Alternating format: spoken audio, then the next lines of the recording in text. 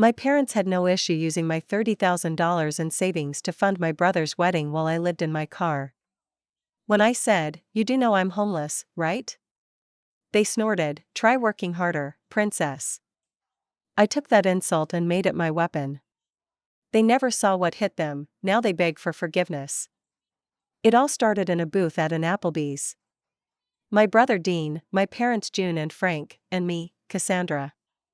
We were waiting for our food when I casually mentioned I was trying to save enough to get an apartment again. I'd been couch surfing, then living out of my Honda for the past few months after losing a job in Milwaukee. I didn't tell them right away because, well, I already knew how they'd react. But that day, I thought, maybe they'd understand. I took a sip of water, cleared my throat, and said, "You guys do know I've been living in my car, right?" June snorted, half laughing, without even looking up from her menu. "Try working harder, princess," she said, flipping the page like she was deciding between the chicken tenders or the club sandwich. That line burned itself into my brain. They hadn't even flinched. No shock. No concern. And that would have been bad enough if they hadn't also drained my entire savings account to pay for Dean's wedding just a few weeks prior. Yeah. $30,000. Gone in a single wire transfer. They didn't even ask me. They didn't tell me. I found out the same day my card was declined for a $4 gas station burrito. I should probably back up a bit. Growing up in Madison, Wisconsin, my family wasn't rich, but we were Midwest frugal. My dad worked maintenance at a paper mill, Mom did night shifts at a clinic. I was the responsible one, always doing dishes, always trying to stay out of the way. Dean was 2 years younger, and from the moment he could walk, he was coddled. Broke his leg jumping off the roof when he was 10? Mom blamed me for not watching him. Failed algebra 3 times in high school? He just learns differently. Meanwhile, I graduated early, worked 2 jobs through college, and still somehow ended up the black sheep. I started saving at 19. Not for anything extravagant, just for a safety net. I wanted something to catch me if the world fell apart. And it did. I was laid off during a company merger in Milwaukee and couldn't afford the rent. Moved back to Madison hoping my parents might offer a bed, just for a while. They didn't. Instead, they said something about tough love, and how rent-free living is how people get lazy. So I slept in my car. Showered at Planet Fitness. Used the free Wi-Fi at public libraries to job hunt. All the while thinking, at least I still have my savings. I'll get through this. Except, I didn't. One random morning, I logged into my bank app. That little green bar that once showed $30,548.12? Gone. Completely wiped. At first I thought it was a mistake. Then I noticed the wire transfer. And the name. J and F Morrow. My parents. I called them in a panic. June picked up. "Oh that," she said, like I was asking about weather. "We used it for Dean's wedding. He and Clara needed a venue. You weren't using the money anyway." "I'm literally homeless," I told her. "You knew I was living out of my car." June's voice didn't waver. "Then work harder." Frank chimed in from the background, loud enough for me to hear. "Yeah, princess." I hung up. I was too stunned to even cry. I just sat there in a McDonald's parking lot for hours, letting that betrayal settle like cement in my chest. But something shifted that day. Something deep. I'd always been the type to keep the peace. To work harder. To shut up and endure. But that line, "work harder, princess," lit a fuse in me. I didn't have a home, a job, or family I could count on. But I had my mind. So I enrolled in a Google-sponsored IT certification program. Free. Online. Intense. I'd wake up early, drive to the public library before it opened, wait outside with my laptop ready. I kept a schedule like it was a full-time job. In the evenings, I fixed people's phones or old laptops to make side money. I slept in rest stops, brushed my teeth in Target bathrooms, and kept my clothes in vacuum bags to save space. It was hard. Like soul-breaking hard. But every time I wanted to give up, I'd hear June's voice in my head. Then work harder. After 6 months, I landed a remote tech support gig with a startup in Austin. The pay wasn't great, but it was enough. I rented a room in a house with 3 other remote workers and slowly, finally, got my feet under me. Then came the promotions. More experience. Bigger roles. I moved to Denver, started leading a support team, and after 2 years, launched my own consulting firm. By year 3, I was running Castech Solutions out of a cozy home office with a mountain view, 6 employees, and contracts with 2 mid-sized tech firms. My net worth was nearing 6 figures. My savings? Back and thriving. And that whole time? Not a single word from my parents. Not until Dean's marriage crumbled. Shocking, I know. Clara left him 6 months after their Pinterest-perfect wedding. She was tired of being the only adult. He moved back in with Frank and June. None of them had jobs. The house was falling apart, leaky roof, rotting deck, mounting property taxes. Then came the first voicemail from June. "Cassandra, sweetheart, we're going through a rough patch. If you could maybe help us out with the mortgage this month." I didn't respond. 2 weeks later, another voicemail. "We're at risk of losing the house. Could you at least loan us enough to get current? We'd pay you back, eventually." I decided to reply, but not the way they expected. I offered a deal. I'd pay off their mortgage, but in return, they'd sign over the deed. The house would belong to me. They were horrified.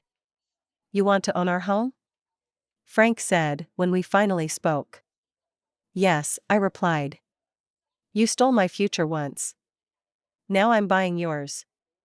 They agreed. Because they had no choice. So they signed.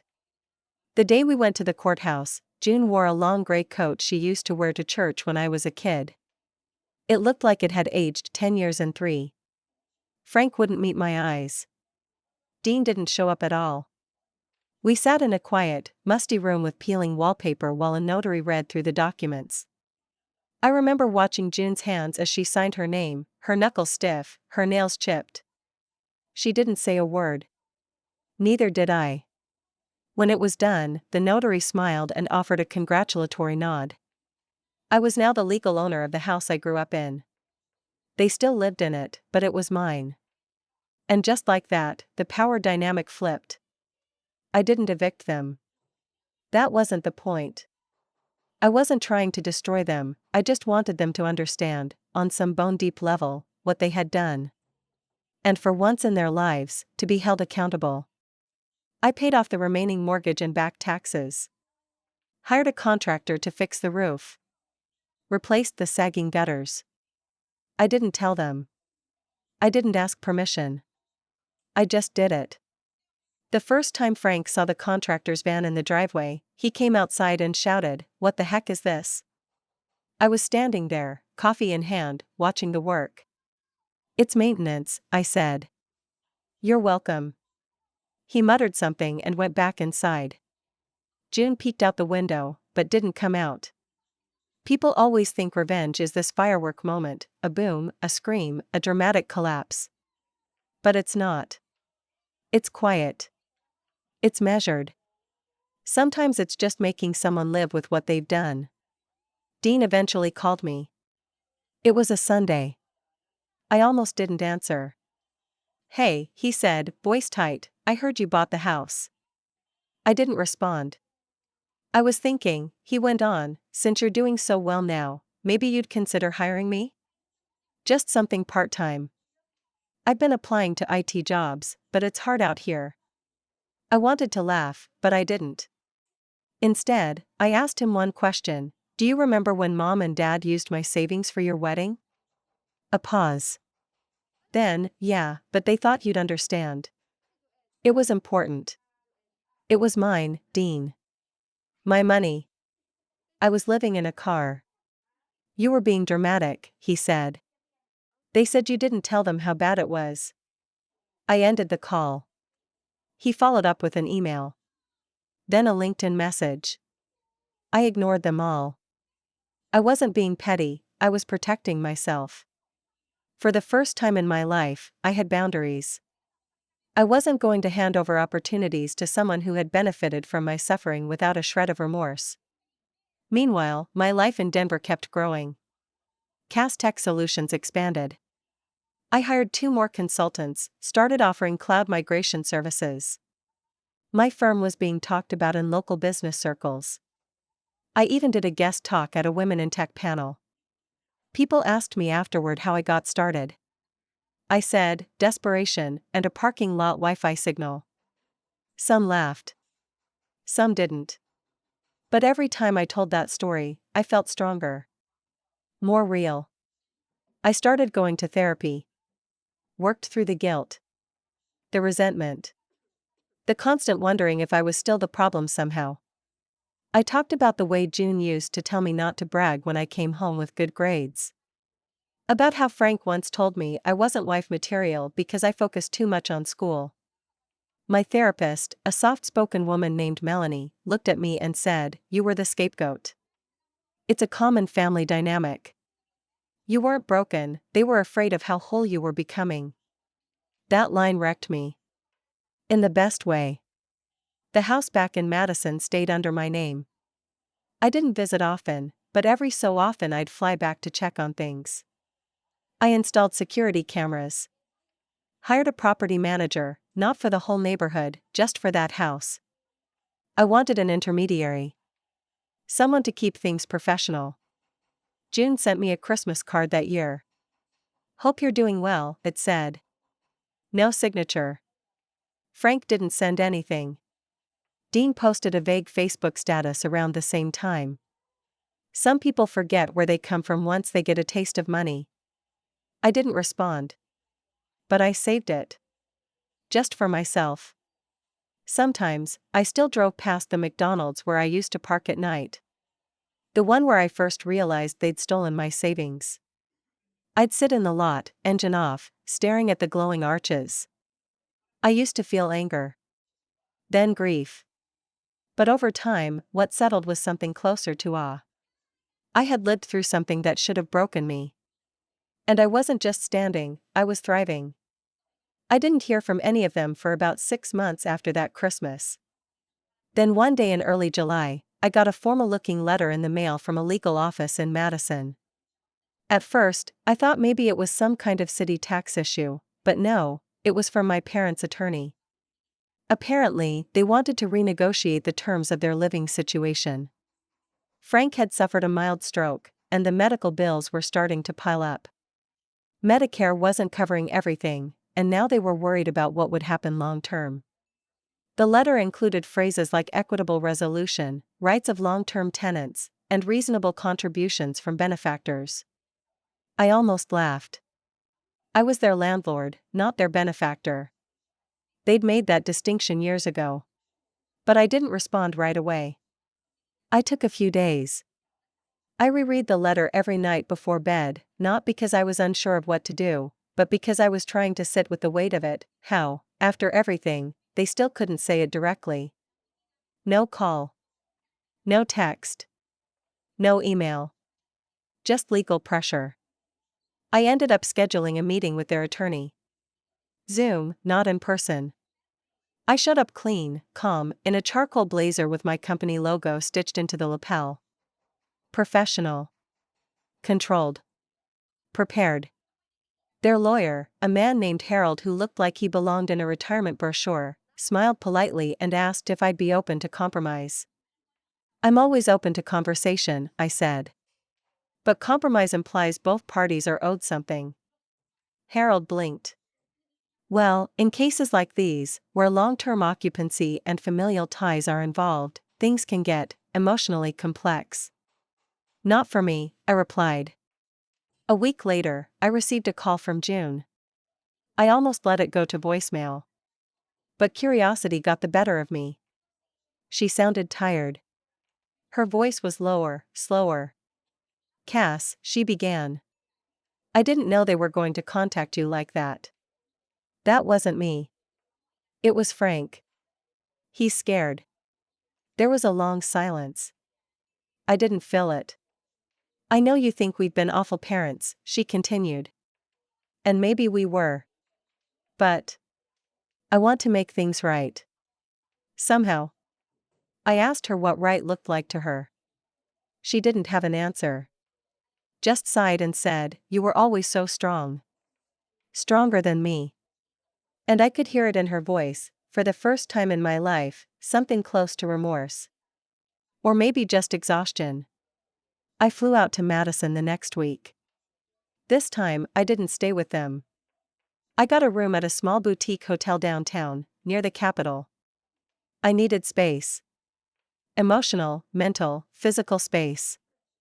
When I pulled up to the old house, it was late afternoon. Summer in Wisconsin meant humidity and mosquitoes, but also that golden, syrupy light that made everything feel like a memory. Frank was sitting on the front porch in a beat-up lawn chair, wrapped in a blanket despite the heat.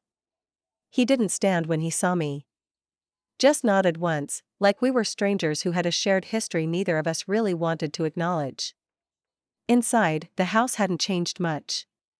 Still smelled like overcooked vegetables and old carpet. But there was more clutter now.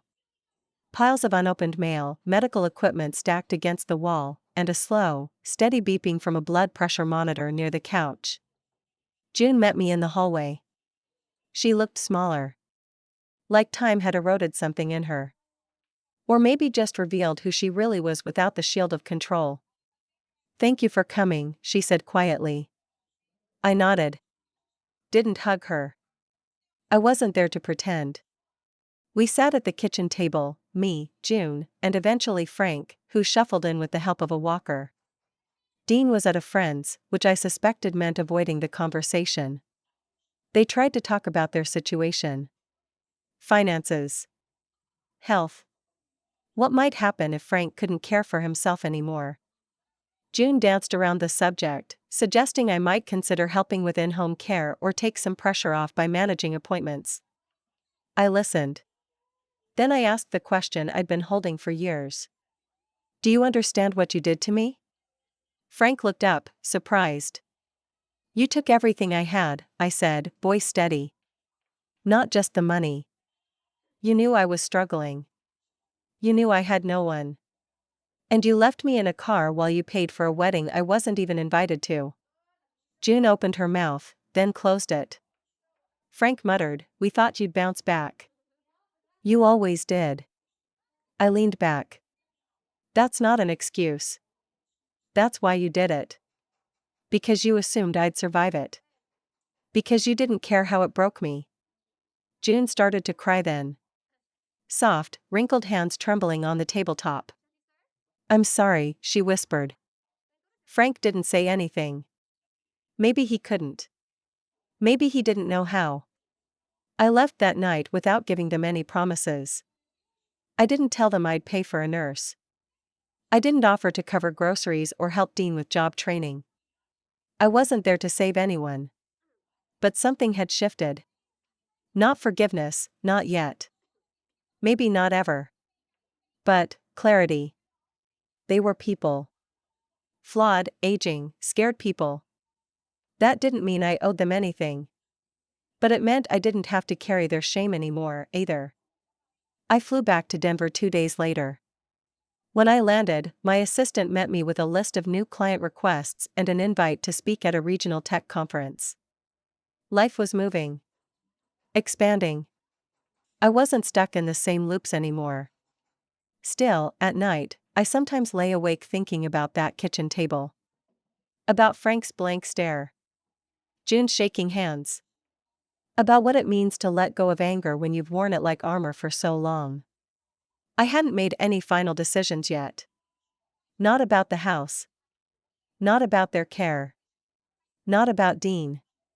But I knew one thing, I was no longer the girl in the parking lot, crying over a $4 gas station burrito and an empty bank account. And whatever came next, it would be on my terms. It was about a month later when I heard from Dean again.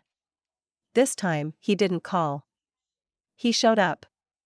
At my office in Denver. I'd just wrapped a client strategy call when my receptionist buzzed me. "There's a man here, he says he's your brother?" I stared at the phone for a beat. "Tell him I'm not available. He says he'll wait." I sighed, already feeling the stress simmering in the base of my neck. But curiosity won out. I stepped out into the waiting area, and there he was. Same old Dean, cargo shorts, backward baseball cap, a little more stubble, a lot less confidence. His eyes darted around like he couldn't decide if he was impressed or uncomfortable. "Hey, Cass," he said. "Nice place." I didn't respond. I just stood there, arms crossed, letting the silence stretch. He cleared his throat. "Can we talk?"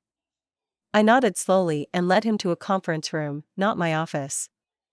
I wanted neutral ground. He sat down across from me, tapping his fingers on the table like he was trying to figure out his rhythm. "I didn't come to fight," he said. "I came because, well, things are rough. And I guess I wanted to talk face to face." I leaned back. "You came all the way to Denver for that?" He shifted. "I was already halfway out west. Stayed with a guy I used to work with in Omaha. Figured I might as well keep going." I waited. "I know I haven't been great," he said. "But I'm trying. I've been sober for 6 months." That caught me off guard. I never knew if Dean's laziness was the result of weed, poor parenting, or just apathy, but I'd never heard him admit to anything close to addiction. "Good," I said. "That's good." He nodded, as if unsure whether I meant it. "I'm not asking for money," he added quickly. "I swear. I wanted to say sorry. I know you probably don't believe it, but I didn't know how bad things were for you back then." I studied his face. It wasn't the smug Dean I remembered. There was fatigue in his eyes. A kind of weathering I hadn't seen before. "I was sleeping in my car," I said softly. "You were posing with your wedding cake in a country club." He winced. "I know." We sat in silence for a while. The hum of the office air system was the only sound. Then he said, "Mom and Dad, they're not doing great. You probably know that. But I don't think either of them can admit how close they are to losing everything." I raised an eyebrow. "They already lost the house. You know what I mean. Pride. Stability. Their version of normal. Must be hard," I said flatly. He didn't rise to it. Just nodded. "Yeah. It is." Eventually, we left the conference room. I didn't invite him to stay. I didn't offer him anything. But as he left, he turned and said, "You built something really incredible, Cass. I'm proud of you." It hit me in a strange place. Somewhere deep and unfamiliar. I didn't say anything, just watched him walk out. For a long time, I'd imagined Dean as a leech, a parasite living off my parents' favoritism. And maybe he was. But people aren't statues. They shift. Evolve. Decay. Regrow. Sometimes, they surprise you. After that visit, I found myself thinking more about the house. I still technically owned it, but the arrangement wasn't sustainable. Frank's health was declining faster than expected, and June was worn down to the bone. I knew a facility would be better for both of them, safe, clean, professional. But I also knew what it would do to them. Pride is a funny thing. It doesn't matter how little you've earned it, people cling to it like it's life support. So I started researching elder care options. Quietly. Discreetly. I didn't tell them. I didn't want to open that can of emotional fireworks until I had real options. I also began speaking with my attorney about trust structures, ways to separate my personal finances from their home, from anything Dean might one day try to wrangle. I wasn't naive. Regret doesn't rewrite history, and apologies don't erase entitlement. I was preparing for the next storm. Then came the call that threw everything sideways. June. Middle of the night. Her voice sharp and panicked. Cassandra. He fell again. Frank. He was trying to get to the bathroom and I couldn't lift him. I sat up straight in bed, heart thudding. They're taking him to St. Mary's. Please, can you come? I hesitated. Not because I didn't care. But because in that moment, I realized I'd become the person they called in a crisis. Me. The daughter they once left to sleep in a Walmart parking lot while funding a 5-tier wedding cake. I got dressed. Booked the earliest flight. By the time I got to Madison, Frank was stable, but barely responsive. A minor brain bleed, the doctor said. Small, but concerning. June looked like she hadn't slept in days. Thank you for coming, she whispered. I nodded. I came for me. Not for thanks. She nodded back. Quietly. Like she understood. We sat in the waiting room for a long time, watching strangers filter in and out. I thought about all the times I sat alone in parking lots, staring at the ceiling of my car, wondering how my life had turned into survival. Now I was the one with the clipboard, the insurance knowledge, the power of choice. It didn't feel like vengeance. It felt like weight. That night, back in the hotel, I sat by the window and stared at the lights of Madison flickering beneath a cloudy sky. I wasn't the same person who'd begged for help all those years ago. I didn't need their love anymore. Or their approval. But what I did need was to decide what came next. Whether I kept holding the past like a shield. Or finally started building from it. The decision didn't come overnight. I sat with it. Carried it around like a stone in my pocket. Thought about it during client meetings, long walks through the city, quiet mornings when I stared into my coffee and imagined how it might feel to finally let go. But letting go doesn't mean forgetting. It means choosing what deserves your energy. And I wasn't about to throw mine into a black hole of guilt and old expectations. After Frank's fall, the doctors made it clear he couldn't be cared for at home anymore. June could barely lift a laundry basket, let alone a full-grown man. And Dean? He was back in Madison, but kept his distance. That's what he did when things got hard, he evaporated. So I did what they couldn't. I arranged for in-home transitional care to start immediately, just enough to stabilize things until a long-term solution could be put in place. I paid for it myself, up front, without a word to them. Not because they deserved it. But because I could. Then I sat down with my lawyer and had the house put in a trust, with ironclad conditions. The house would remain occupied by Frank and June for the rest of their natural lives. After that, it would be donated to a Madison-based nonprofit that supported homeless women re-entering the workforce. The woman I used to be, the one sleeping in her car outside that McDonald's, she deserved to have her story turned into something useful. Something that lasted. I made sure Dean had no legal claim to the property, no rights to reverse or dispute it. He could have his own legacy if he worked for it. Mine wouldn't include him. When the paperwork was finalized, I flew back to Madison one last time to deliver the news. We met at the kitchen table again. The same table where so many quiet wars had been fought with cold words and condescending stares. June looked older. More fragile. But she still tried to hold on to her dignity. Frank was in his recliner, now half asleep most of the day, barely responsive. Dean stood leaning against the doorway, arms crossed, unsure of whether he was supposed to act smug, angry, or grateful. I've taken care of the house, I said, placing the documents on the table. It's in a trust. You can live here until you pass.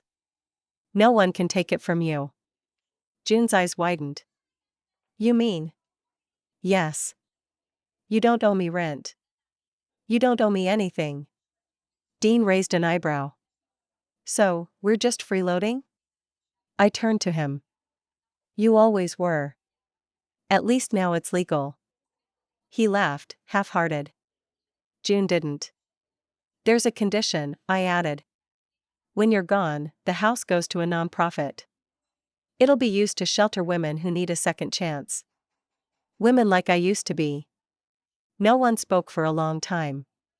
Frank blinked slowly. Didn't say a word. June looked down at her hands. That's generous. I stood. It's justice. I didn't stay the night. I checked out of my hotel and caught a late flight back to Denver. When I landed, my assistant had already forwarded new client inquiries and a lunch invitation from an angel investor. But first, I made a stop. There's a shelter downtown in Denver that helps young women who age out of the foster system. I'd quietly donated before, but this time I showed up in person. I told the director I wanted to fund a year's worth of tech training and job placement services. I didn't need recognition. I just wanted to do it. She asked why. And I said, because I used to live in a car. And the people who could have helped, didn't. Months passed. I never heard from Dean again. He moved out of the house eventually. Last I heard through a third cousin, he was managing a pawn shop in Racine and telling anyone who'd listen that he used to be tight with his sister, the CEO. June sent a Christmas card the following year. No note. Just her name in shaky cursive and a photo of her and Frank sitting on the front porch in their matching wool sweaters. They looked small in the frame. Almost peaceful. I didn't send one back. Not out of spite. Just closure. Now, years later, I sit in my condo in Denver, floor-to-ceiling windows casting long golden light across my desk. Castech has grown into a company I never imagined. I've hired dozens of women who needed a second chance. The office is filled with laughter, coffee runs, the occasional tech emergency. It's alive. And I am free. Not because I got revenge in fire and fury. But because I lived well. Because I turned insult into fuel, betrayal into blueprints. Because I became someone they could never define again. They begged for forgiveness in their way, through calls, silence, helpless glances. But forgiveness was never the prize.